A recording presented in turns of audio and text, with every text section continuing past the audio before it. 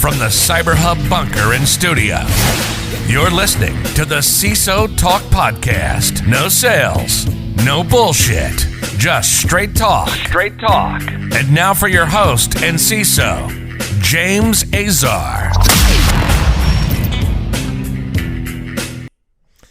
Hey folks, happy Thursday. Welcome to the CISO Talk podcast. I hope you guys have enjoyed your Thanksgiving break last week. We were off, but we're coming back this week. December is a shorter month, but so for those who don't know, I did Veteran November. And if this is like, if you missed 30 some odd episodes and a great night of drinking with veterans, then you may have not been aware of that, which would be really, really weird. But I couldn't get everyone in. I had to do, like, I double featured on Thanksgiving and Black Friday. I double featured on the Sunday thereafter to get all of them in. And then Matthew showed up. And Matthew was like, hey, James, I want to be a part of it. And I said, great, Matthew, we'll do a CISO Talk and we'll talk a little bit about Veteran November and then we'll talk a lot about cyber. And so you're tuning into that. Joining me in the virtually today is Matthew Herring. He's the Director of IT Security over at RealPage. Matthew, welcome to the show. Hey, James. Thank you. Folks, before we get started with Matthew, though, make sure you subscribe right now. If you're watching us on YouTube, turn on the notification bell. Just press it. It's right there. Just hit the notification bell. That way you know every time we post a new podcast for the month of December and beyond. Okay? You can get all of our content at our website at cyberhubpodcast.com, where you can see our practitioner brief, our tech corner, our obviously CISO Talk podcast, and Goodbye Privacy as well. And now let's get right into today's episode. Matthew, tell us a little bit about so for those listening, hang on, let me do a because they're going to be like, wait a minute, this isn't the CISO Talk format. So because we're doing a mesh up. Okay, this is a mesh up episode. A little bit of Veteran November, a lot of CISO Talk, but we're meshing this up a little bit. So Matthew, let's kind of get started. What branch of the service did you serve in? How long were you in for? And so forth. And what'd you do? Yeah, so I was in the Marine Corps for 7 years, from 2000 to 2007, as a tactical data system specialist. And so a lot of work on Windows Server deployments, Exchange Server deployments, and just tearing up or tearing down and standing up Active Directory domains for tactical networks. And so you were pretty much a networking guy in the Marine Corps. You did that for 7 years, and then you kind of transitioned out, correct? Yeah. So got out, didn't really have a lot of job prospects. I made an interesting decision to separate from the Marines during the middle of the 2008 financial crisis. So was able, really kind of had to pound the pavement to try and find some opportunities. And so it took a little bit of time, but ended up getting lucky and finding a job as a data center technician at a small startup, and that helped them grow and really spent a lot of time learning an area that I hadn't been particularly strong in the past. So let's talk a little bit about that transition. You kind of transitioned out in the middle of a financial crisis when the pretty much entire world economy came to a standstill, and people were unsure of what it took to recover from that. So you not only took 7 years in the military, now you're in transitioning when we're at the highest unemployment rate, I think, since the Great Depression at the time. So talk a little bit about what that was like for you to transition out during that period of time and pounding the pavement and what you had to do in order to really find yourself in that type of economy. Yeah, it was... just day in, day out, it essentially became my full-time job, was looking for employment. And so lots of career fairs, just 8 hours a day on my computer trying to look for jobs, hitting any job fair in the Dallas-Fort Worth area that I could find. And, it ended up paying off. Persistence was key there for sure. Talk a little bit about that paying off. How long did it take for it to pay off, and what were some of the obstacles in the process? So the hard thing was one of the things is obviously translating your skills from the Marine Corps into the civilian world, communicating some of those intangible skills that you gain, planning and stuff like that. But ultimately it really became, hey, where can I get myself gainfully employed? And so, it took a couple of months. There's lots of good benefits, so that helps kind of cushion the transition. I was lucky in that I didn't have any kids or, any family to support. It was just me, so I was able to kind of knuckle down and really focus on that. And got really lucky. Was really grateful that I had an opportunity. It wasn't exactly what I was looking for, but I felt in that time, there was probably any job was a good job, and it ended up being a really good job. Learned a lot. I had a lot of opportunities to grow at that company, and it definitely set me up for where I'm at today.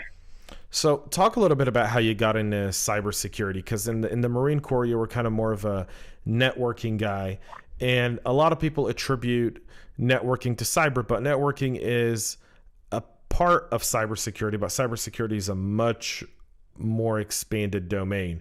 So what was that? How'd you get into cyber? What was that transition like? What'd you do?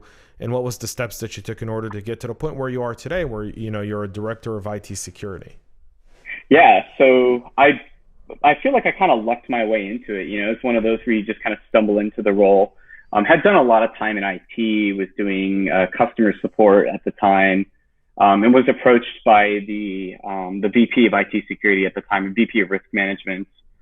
And, he'd asked if I wanted to do compliance.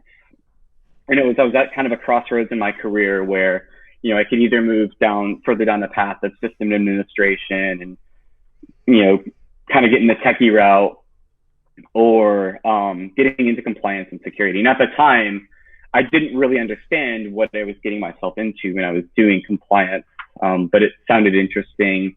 Had a little bit of an intro, I'd done a little bit of research and conferred with some of my confidants on, hey, what do you guys think?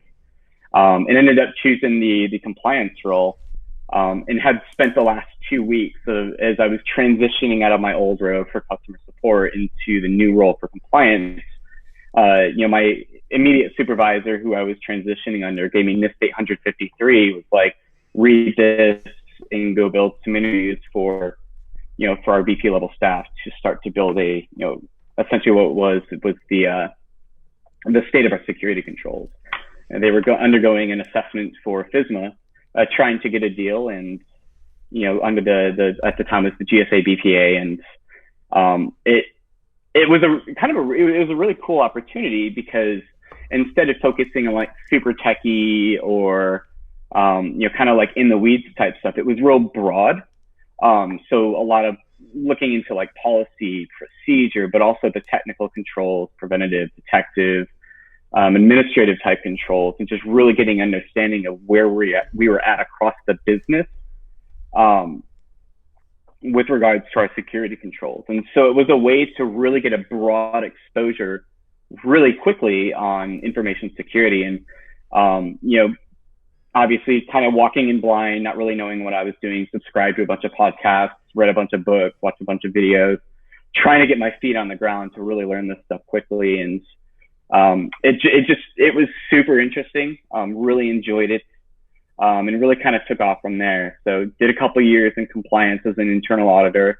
Once again, great opportunity. Absolutely loved it. And then was given the opportunity to stand up the Security Operations Center. And so it was myself. We brought, as the manager for the SOC, we brought on a director to kind of run the whole program. And hired some staff and just built the whole thing from the ground up. So looking at the people and the process and the technology, and ended up building just a really amazing team, a really amazing SOC. I still keep in contact, several years later with some of the folks that I used to work with over there. And it was just an amazing team.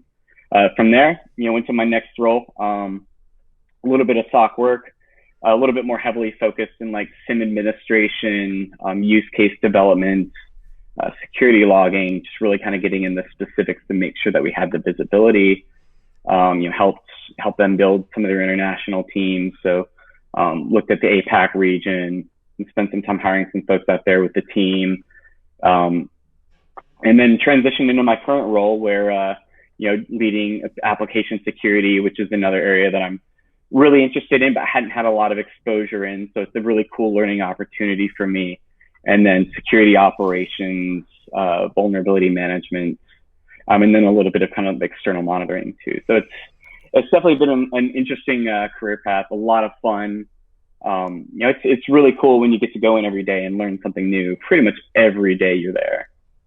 Right. That's always extremely extremely the journey of going through those steps is always very fascinating and very rewarding. Because it takes it takes perseverance, preparation. You did this all. What's really interesting about your transition to me is you did it during a financial crisis, which for a lot of people at that time, and I know people who were enlisted at the time that stuck around for 4 more years because they were afraid to go out into the marketplace simply because they saw the unemployment rate, they saw how difficult it was for a lot of people to get a job.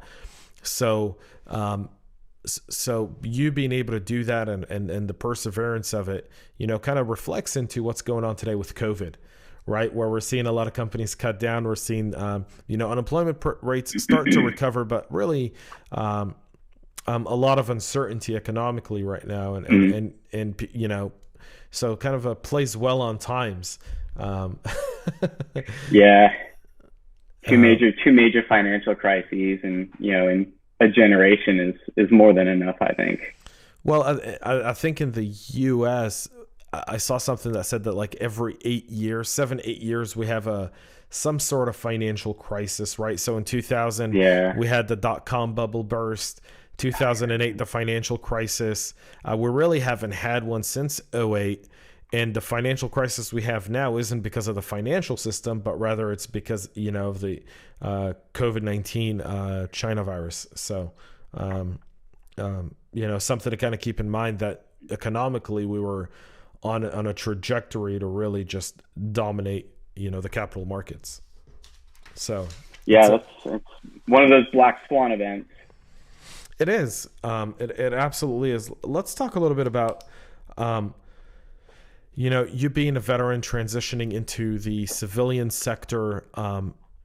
Talk a little bit about the kind of, the work that you do as a veteran, how being a veteran has kind of, set you up for what you're doing today, and what you would tell other veterans listening or people who are still enlisted who are looking to get into InfoSec. What would be some of the advice you would give them today? Yeah, I think honestly, one of the most useful skills that I've received in my time in the military actually wasn't around IT or security. It was planning. And, I had a captain of mine who I still keep in contact with. He was a bit of a mentor of mine. And, he really drilled in on devils in the details and in planning and operational risk management and things like that. So, my advice to people in the military is know that your skills transfer. Know that there's a lot of things that you do on a day-to-day basis that don't necessarily reflect your day job, and that you can use those skills to be successful. I would also, caution that there's tactics and techniques for leadership and day-to-day work that don't necessarily equate to success in the outside. And so, stay humble, continue to understand that there's so much that you can learn, and continue to learn new ways to solve problems, learn new ways to work with people and lead people. Use that baseline that you get in the military and just continue to grow. Yeah, there's significant advantages to that, which is stay true to course, right? I think I always tell, whenever I speak to veterans and they go, well, how do I get into InfoSec? It's like, just stay true to your mission, man. Just realize what part of InfoSec you want to be in. Study InfoSec, because InfoSec is beyond networking, right? Because you started in networking, if I'm correct. It was actually, server administration. So it wasn't networking, but it was more on like the system side. Right. And so you go from a system admin and you realize that's only one small speck of what cyber really is. And the term information security or cybersecurity or data security is 3 things that describe, if You know what I'm going to do is at the next live event, I'm going to set up a table every single day, and I'm kind of going to do the Steven Crowder style. I'm going to make a little sign that says, data security is garbage, change my mind. And see what people come up and have a discussion on, because really we have three very interesting terms, and if you ask anyone what they mean, you're going to get 500, I think, different explanations. Yeah.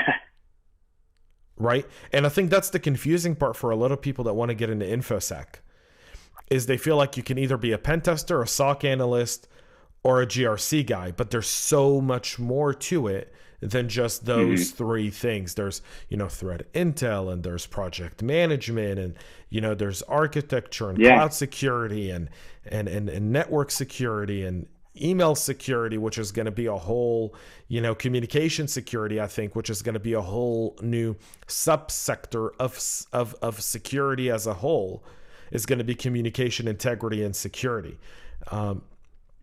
Which I think, as we now start to divest outside of the traditional networks and traditional offices, and we start to see more man-in-the-middle attacks trying to take over communications, we're going to start to see the whole communication security come back up, and a lot of companies are going to start to invest in building those teams.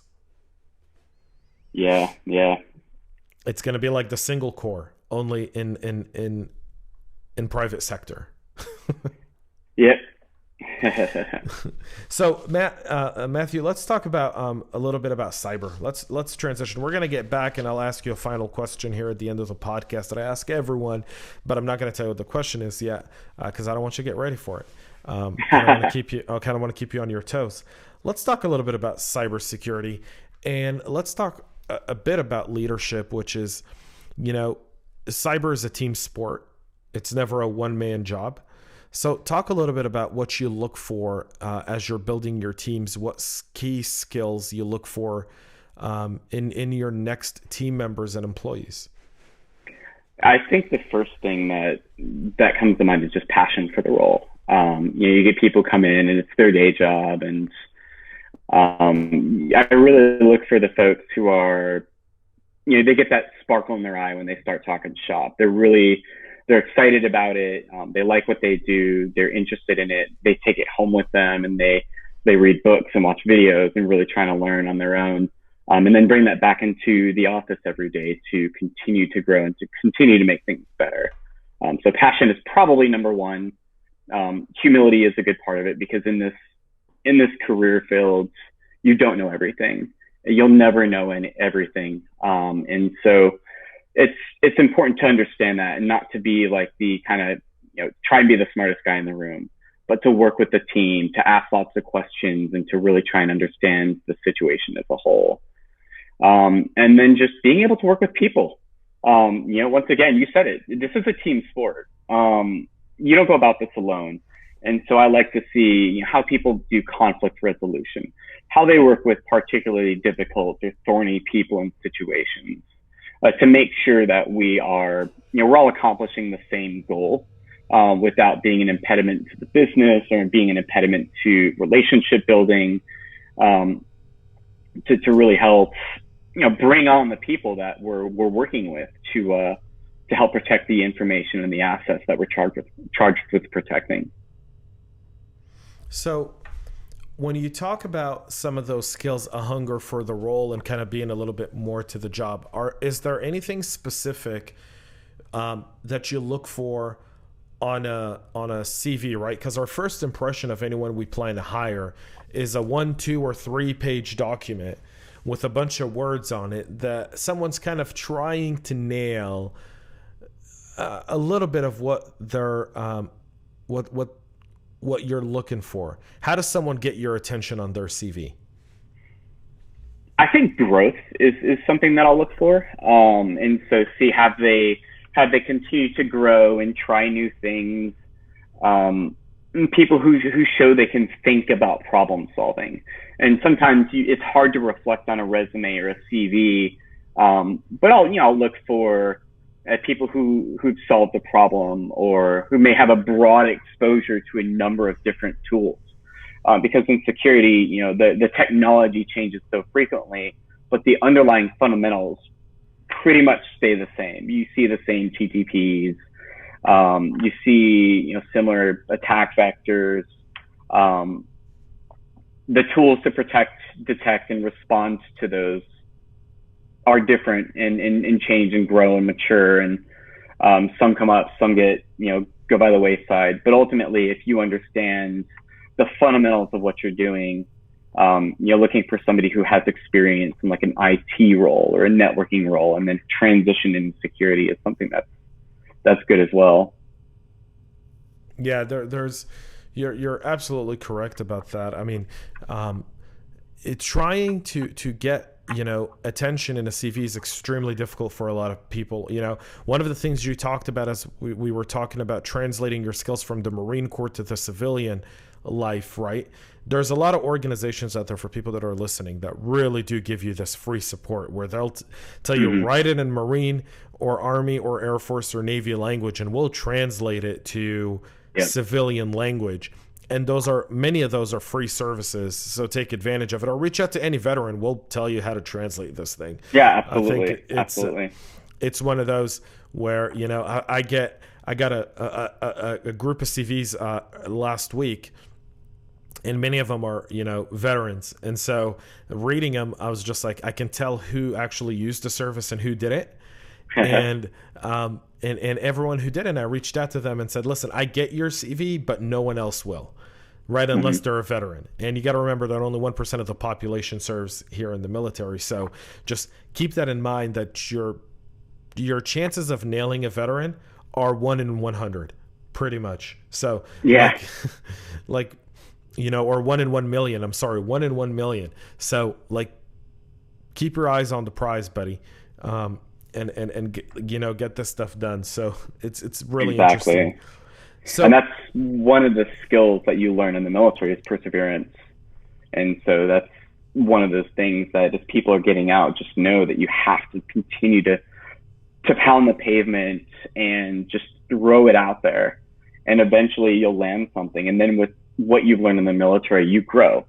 And that's been probably one of the most important things that I've taken away, is just being able to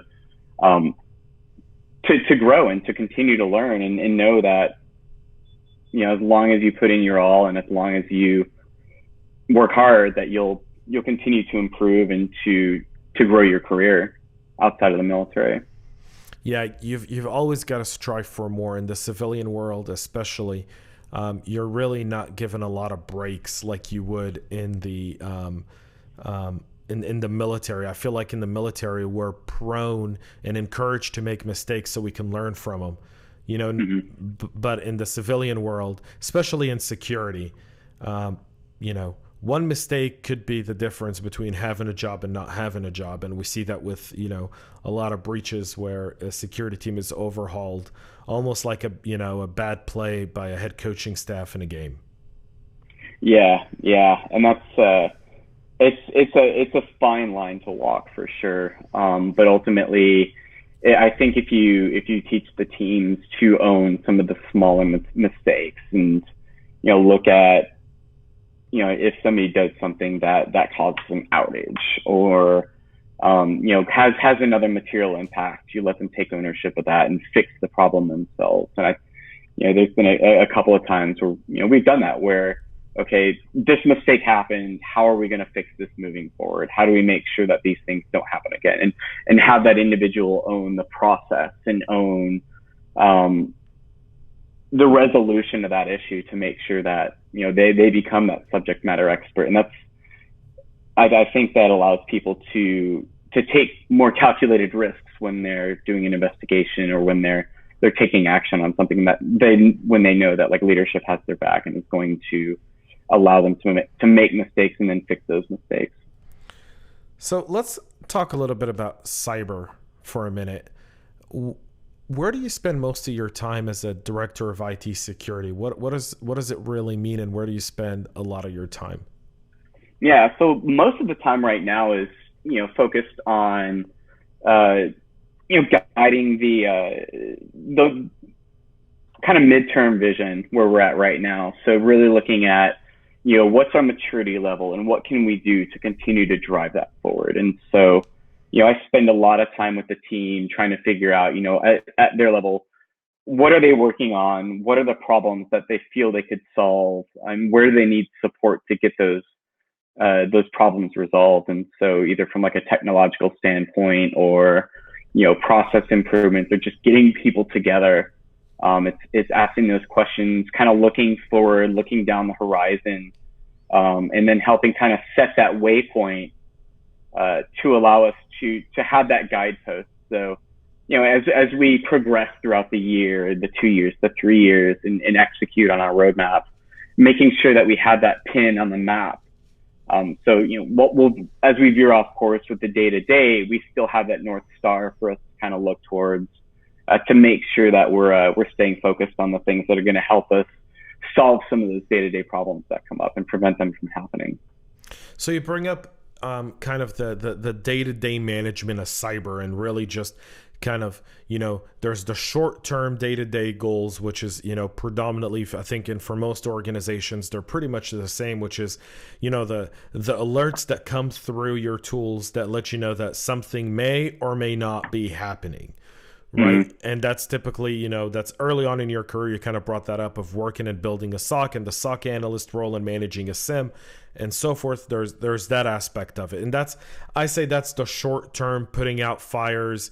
That's more of like a 911 center, right? Mm-hmm. I think that's, like a SOC analyst is pretty much like a 911 operator. You see something, you get a call, you get a 911 alert that there's an emergency. You go, you look at it. It's either an emergency or it's not. And a predominant amount of the time, it's really not. It's, something somewhere that someone did and so forth, and it's dismissed. And then there's the midterm kind of stuff that you just spoke about, which is more implementation and policies and adjustments of your security controls. That's the one thing that I think most people sometimes overlook is you set a security control in January. In February, you're probably going to have to adjust it slightly to the business. Yep.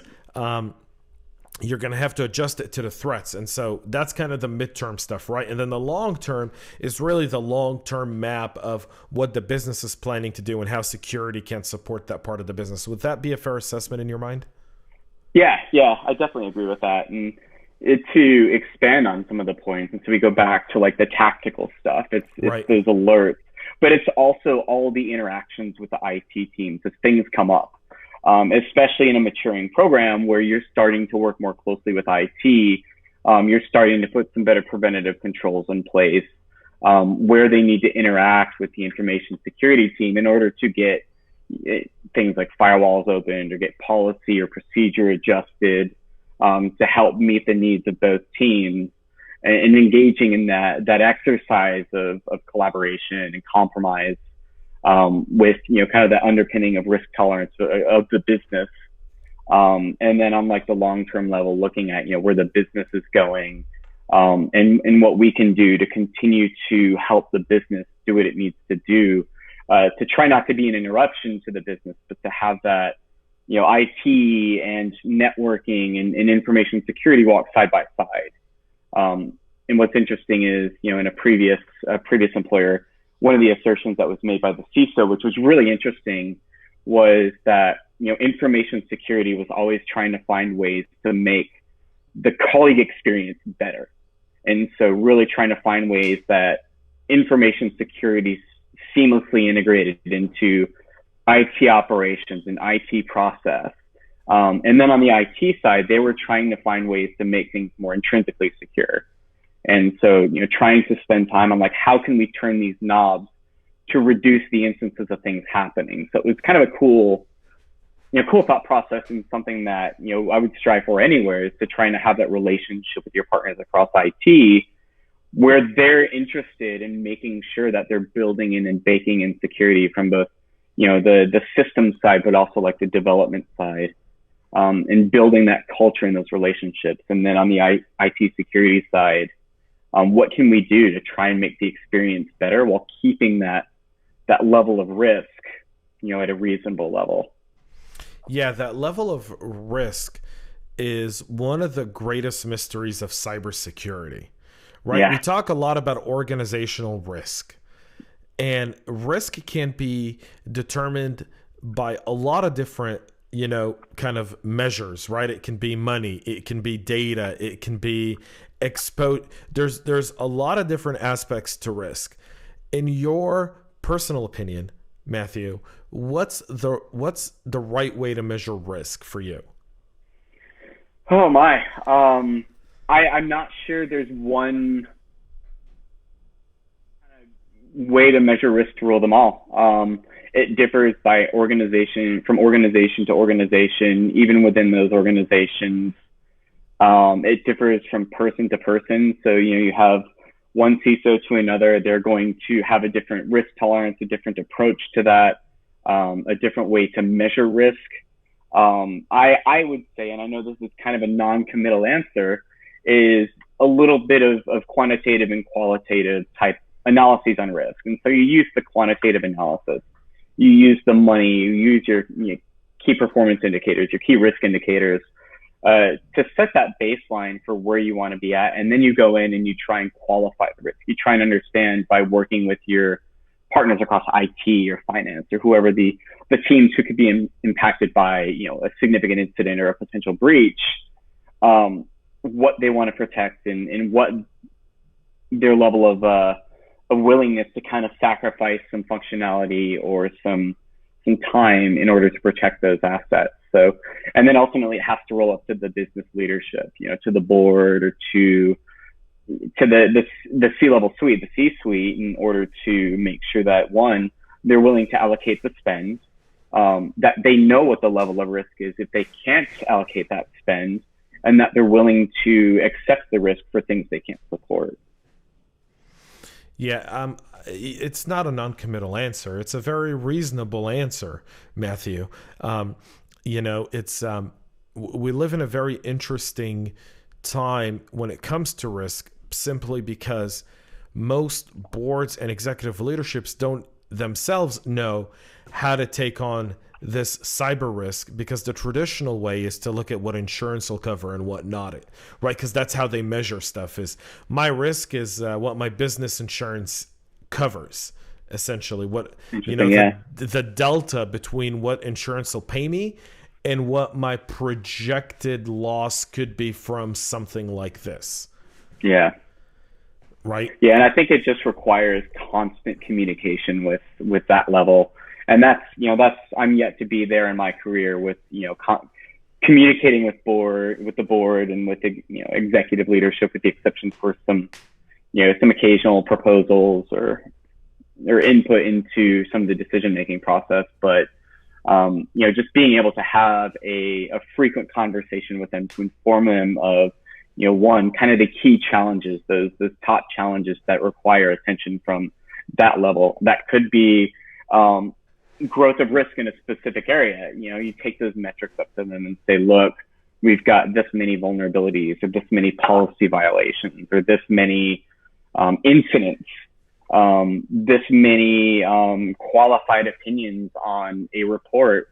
And here's the investment that we need in order to succeed and start fixing some of these problems that we're having. And once again, businesses may differ whether they want to focus on maybe compliance and say, hey, we need to get these reports out to our customers. And so we need to make sure that we've got clean reports. So let's focus on getting the basics in place. Some may want to have a more mature, security monitoring, SOC and incident response program, especially if they're being targeted by advanced adversaries. And so it's definitely a case-by-case decision, and it really comes to the security team to help inform those decisions. Yeah, I like what you I like how you kind of laid that out, and I appreciate your honesty with our audience a little bit about, I'm not at the executive side yet, and I kind of enjoy bringing sometimes people who are reporting to the CISO to talk on the show, because I feel like sometimes we're as CISOs, we're unable to really kind of disconnect from what we're trying to do to kind of hear some of the challenges and experiences that people that work with us go through. we get so focused on what we need to do in order to keep the program going. And most CISOs and big programs don't have time a lot for their team because they're trying to go across the business. They're reaching out across the aisle, right? They're evangelizing.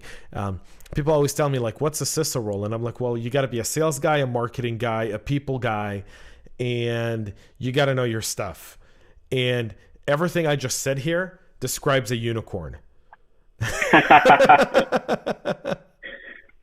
Yeah, it's an interesting role, but that's a good point, that you really are selling the services that we provide as an InfoSec team, and the business has to buy into it. And you got to know the business. Yes, absolutely. And you have to lead with good data, right? And so, taking fear, uncertainty, and doubt to anybody. I know when I'm approached with a sales pitch, if I'm approached by somebody in a sales role, it's like, oh, you have all these problems and the world's going to end, I tend to tune them out. Whereas if somebody's like, hey, here's a very specific problem that we need to solve. We have the solution to that problem.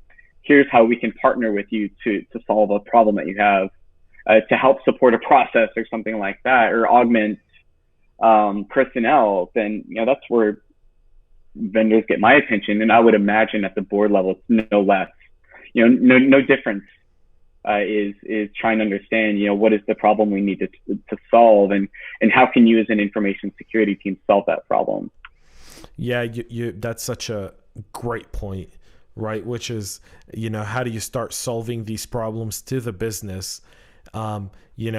It's funny because when you talk to CISOs, it's based on their background as to where they spend most of their time, right?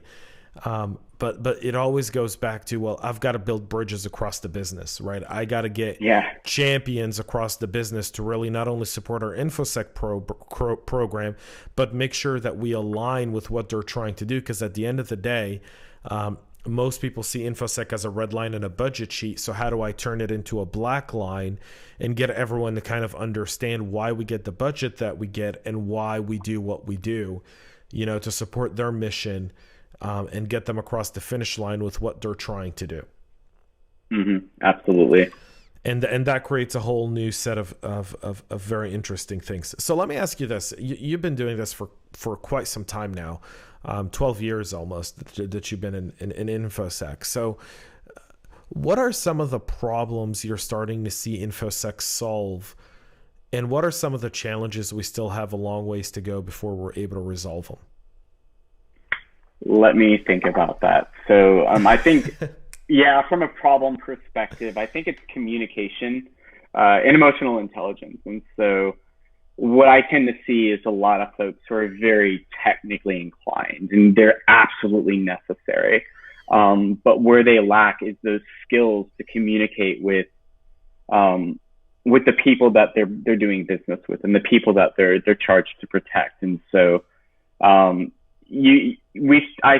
see a lot of people who want to do security for the sake of doing security, and that's monitoring and just stopping all the things and locking down as much as possible just because it's secure.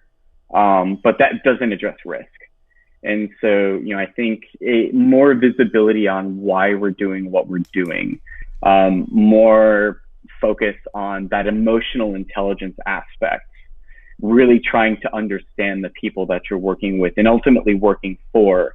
And, when I say working for, I'm talking about the business and working for IT, because, we're partners in this role, but ultimately, we're there to help support, IT teams and development teams to make sure that they can continue to deliver on their mission. As far as solving those problems, that's my recommendation to people I work with is, pick up a book, watch podcasts, listen to how people have solved those problems in the past, and take those recommendations. Recognize that, sometimes you're not the one with all the answers. Recognize that sometimes the blunt force instrument isn't the right way to solve a problem. an understanding where you need to, go in with maybe a scalpel or something like that. So, and I know for me, that's an area that I've spent a lot of time trying to improve on, because the military doesn't really, at least, when I was in the Marine Corps, doesn't really teach you emotional intelligence. And so it's taken a lot of time to try and fine tune the approach to working with people that doesn't include knife hands and high volume coaching sessions. Yeah, emotional intelligence is a very, very wise approach by you. I think that's one of the challenges for a lot of InfoSec professionals, is the idea of emotional intelligence, especially when you're reaching out across the organization, right? It's funny when you mentioned, the security people that want to lock everything down, given we're living in a COVID-19 era where people want to lock us all down. It almost translates, it resonated, with kind of the approach of, if we, let's look at our risk tolerance and see how we can manage that as well, and learn from that. And that's something where, the lack of emotional intelligence is why you want to shut things down, why you want to lock as much as possible down from a security perspective, because you're not quite opening your eyes to what the business needs to do. Because in a perfectly secure world, you wouldn't be on the internet, right? If you don't want risk, then don't be on the internet.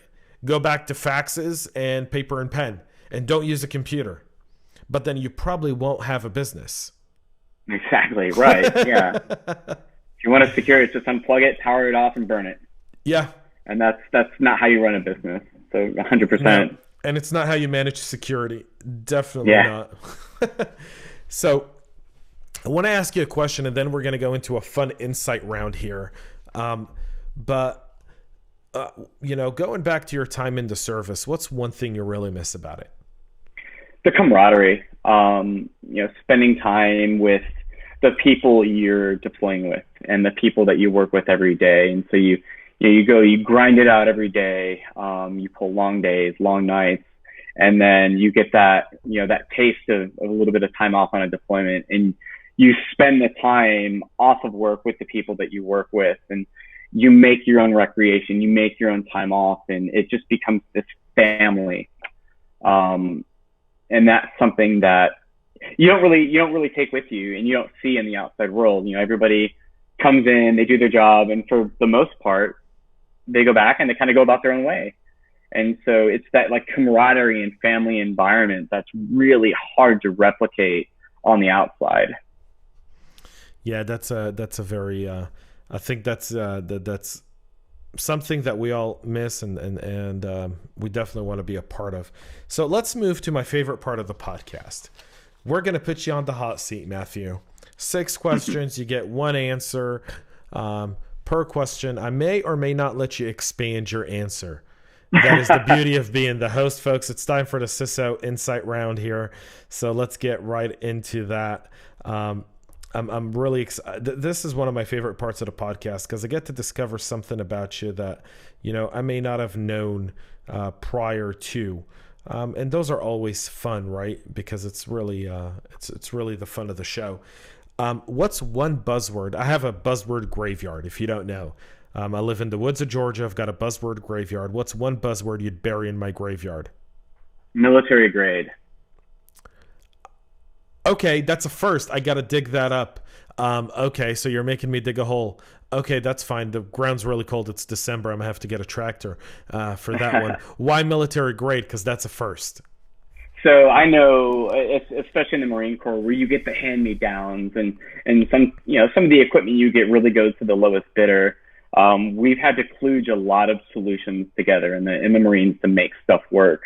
And sometimes that relies on duct tape and soldering wire, and I've lost count of the amount of times that I've had to splice Cat5 in the middle of the desert. So sometimes military solutions aren't the most elegant, and sometimes the tools we get aren't necessarily the best for the job, but it's what we can do with what we have.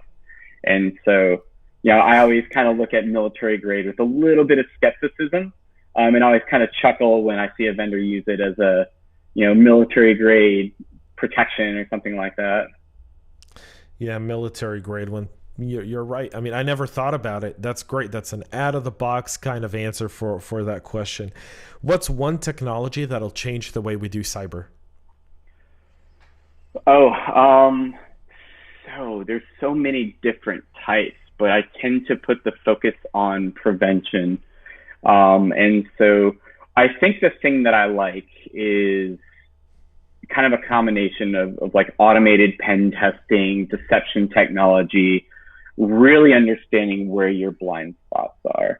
I think once you get the basic level of maturity in place, a lot of questions, especially at my level that I'm asked, is great, we're doing good. What aren't we seeing? And so to be able to quickly and effectively answer that type of question and know where our controls are failing will help us solve problems, especially as we proceed on a continued path of maturity. Brilliant. What's the last book you read? The last book I read is actually EQ Applied. And so it was learning about emotional intelligence, learning how to really ask the right questions and to try and get away from the, fists on the desks type approach that some of the professionals in our industry are prone to do from time to time. Last movie you saw?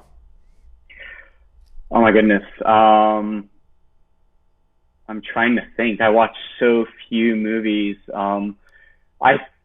Rather interestingly, so when I'm preparing dinner and stuff like that, the kids go watch their videos, and I'll usually put on Netflix. And actually, I think the last movie I watched was Snowden, just to see not necessarily for or against, but just kind of an interesting movie, kind of brain candy. So yeah, kind of a purpose for the conversation.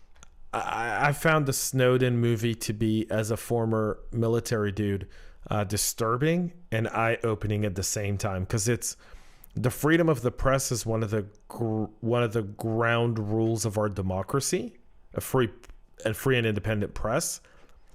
But then Snowden, kind of exposing all that stuff is almost treasonous in some place. It carries to me. It's not it's treason. There's just no other way to look at it, right? Yeah, and that's, for me, it was watching it without judgment and just treating it as entertainment. And that's, I think, the key for that movie is, how can you do that? So how can you do that? Because I can't even watch a war movie without being cynical, right? Like, I'm like, okay, that never happens. Like, this is stupid. Yeah. Like I look, like, people will be watching, be like, James, is that really what it's like? And I was like, no, that's Hollywood. That's Hollywood paying someone who may have done a 4-year stint in infantry, and going like, wow, exactly. I wish I would have done this. And you're like, no, that doesn't happen. Yeah, it's hard, but once again, it's just I look at it as entertainment. The backgrounds, it is what it is, and I'm sure you could have a whole other podcast on that subject alone. Yeah, I could, but I don't want to. I think I would go down a rabbit hole. I would end up in like a 4-hour Joe Rogan, Alex Jones kind of podcast, right? That's what it would be like. So what's your favorite music, Matthew? It depends actually on my mood and the weather. So different seasons bring on different types of music. I don't really have a favorite. I listen to quite literally everything. Brilliant. And finally, one final question before we end our interview today is, what's one thing you took away from the COVID-19 crisis? Family time. I've been fortunate enough to spend a lot of time with family, and definitely grateful that even in these tough times that, we're able to maintain relationships, both physically with immediate family, but also virtually. I've talked to cousins and aunts and uncles that I really hadn't talked to as much as I do now. And so getting on FaceTime, getting on Zoom and spending some more time with them has been a blessing. And if I have one takeaway from this, it's, definitely be there and be willing to talk to your family and reach out. Just take the time to do it. Yeah, that is one thing for sure, especially now that we're coming up to a holiday season. Christmas being, just around the corner. Hanukkah literally kicks off in a few days. And it's a time where people spend the most time with their family. And hopefully I agree with you is I hope anything, if we took out of COVID, is the fact that, there's nothing like family, and that, we need to focus more on our family than anything else. Absolutely. Folks, that's it for another episode of CISO Talk. We'll be back with one more next week. Ed Harris will be joining me. It's going to be a great podcast. Ed, 30 years of experience in cyber. So a lot of wisdom will be dropped down upon us all. So tune in for that. Make sure you do subscribe. Matthew Herring, thank you for your service, sir. Merry Christmas. Happy holidays. Thank you for coming on the show. Folks, that's it for us here. We're going to sign off with here in just a moment. Before I do that, though, make sure you do subscribe. Please make sure to support our great sponsors of the show. Without them, the show would not be possible. So make sure to, check them out and show them some love, because if it wasn't for them, I wouldn't be here. And until next time, guys, thank you so much. Stay safe, stay healthy, and most importantly, stay cyber safe.